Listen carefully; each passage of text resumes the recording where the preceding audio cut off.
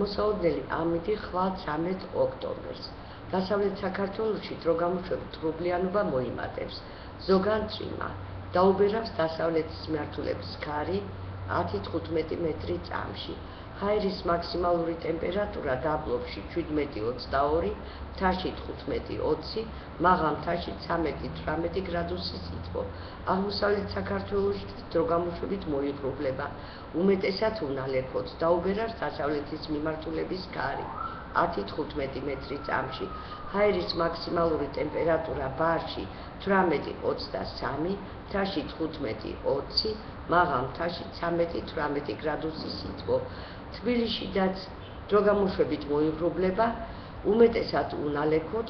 დაუბერავს ჩრდილო-დასავლეთის მიმართულების ქარი 10-15 მეტრი წამში. ჰაერის მაქსიმალური ტემპერატურა 22 გრადუსი სითბო.